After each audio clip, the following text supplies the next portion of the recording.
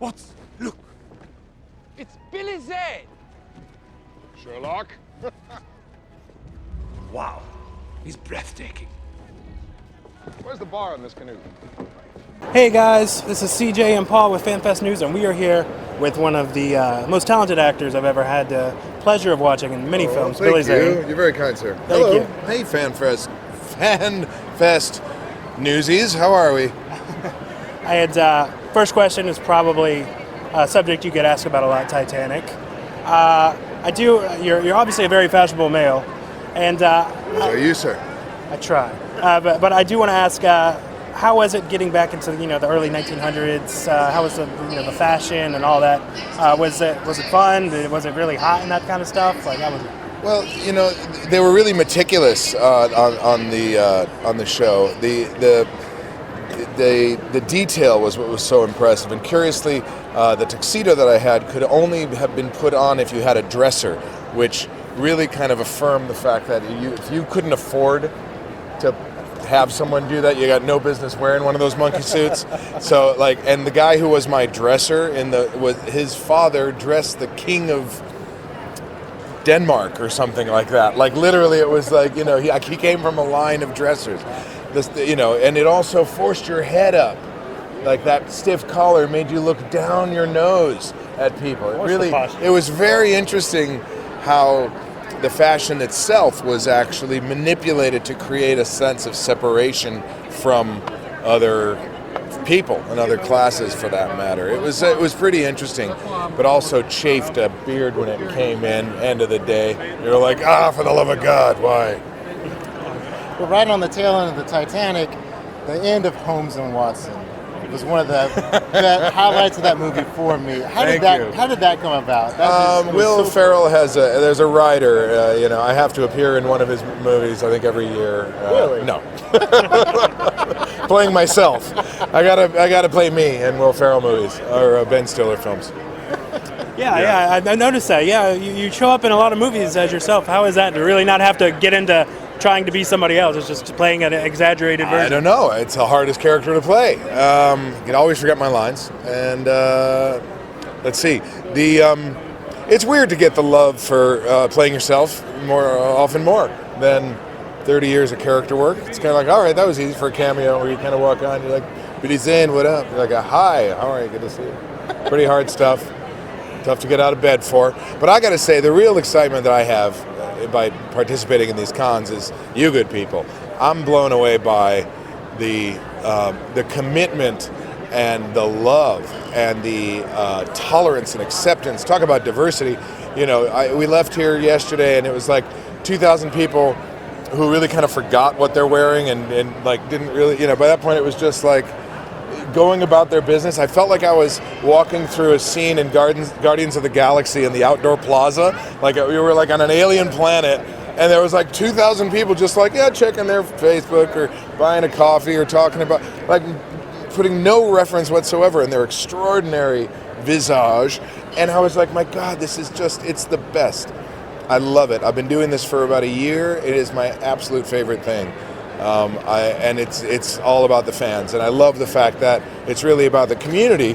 I know you come here to, maybe geek out on a few movies that we've done, but really I love the fact that it's about you and meeting everyone else and getting to know people. And I think, I'm a big fan of geekdom. I'm a closet geek myself. Don't let the shiny exterior fool you. But the fact that there's just this love of an extrovert expression as opposed to a collapsed introverted one, which a lot of our tool sets promote. I love the fact that there's an expression that is generous and is outward facing, and I celebrate you and look forward to spending more time with y'all. Well, speaking of geekdom, just one last thing: The Phantom. Yes, was sir. My childhood. Was it? Loved it.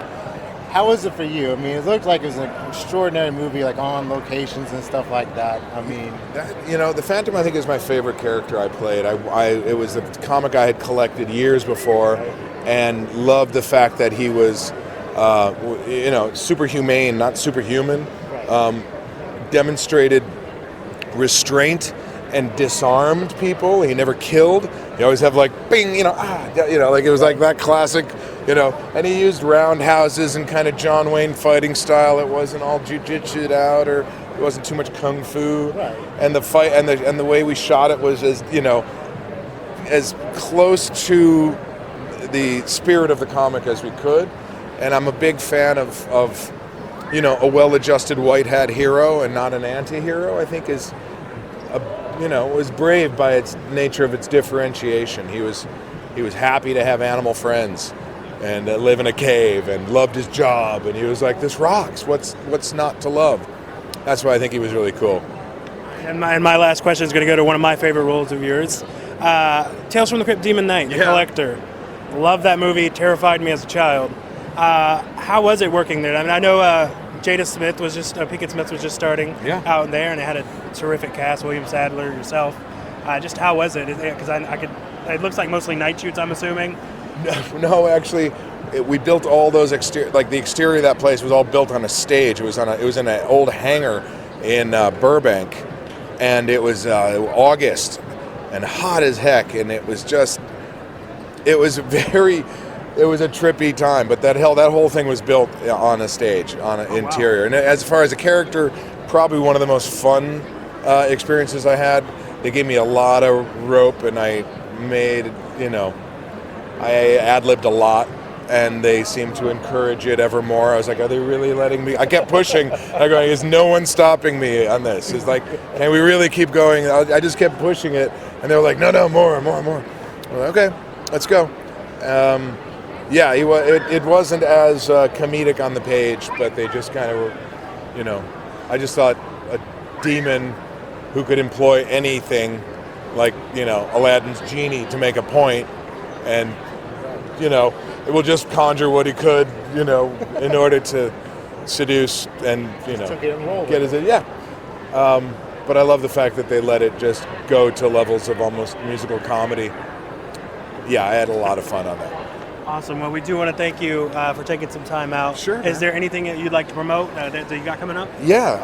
Right now, I'm in one of the episodes of The Boys, Seth Rogen's new series, which is on TV. It's hysterical. A great comment and variation on the hero landscape. It's pretty fun departure. You can also catch me in a first season and 8 episodes of something called Curfew. That Sky One produced in England and now is airing on Spectrum and Charter. It's a great series produced by the Peaky Blinders producers and directed by some of the Black Mirror directors. So it's a real fun genre, almost like a love letter to John Carpenter. It's a very 80s kind of feel, a lot of synth and cool music, needle drop music in there, and wicked gunplay and crazy. It's like if you took Death Race 2000 meets 28 Days Later, because there's like a zombie-like kind of feature, and Fear and Loathing in Las Vegas, because there's, mayhem and copious amounts of substance use and ridiculous outfits, and you mashed it up into a hell ride. It's Curfew, and I highly recommend tuning in. And I'm producing and going to be starring in a movie about Marlon Brando building his ecological compound in Tahiti. The islands? Yeah, on Tetaroa. It took place between 69 and 75. And that's awesome because it's a real loving celebration of that man's genius. Not the drama that surrounded his personal life per se, but a real happy window that he was trying to, expand upon his social activism, because he was, known for, the man walked the walk for civil rights, big time, indigenous rights for the American Indians, but also, I wasn't aware of his commitment to environmental rights, and even in '69, the foresight he had towards global warming while dealing with an atoll was amazing. So he promised to build this compound with zero carbon footprint and closed loop. He was using a narrative then that was just like unheard of, but again, a testament to the man's forward-thinking prowess. And it's pretty cool. It's funny. It's called Waltzing with Brando. We're going to be shooting that in probably November. Okay, so it seems like there's no shortage of Billy Zane coming to the big and little screen in the near future, which isn't a bad thing at all. Thank you. And who knows, maybe if you get some time, you might get on the next Titanic when it comes out. the real one that they're Yeah. about to launch, Yeah. if they'll have me. Me and boats, man. Well, thank you so A much. great pleasure. And thank you, gentlemen. Thank you. Thank you, friends.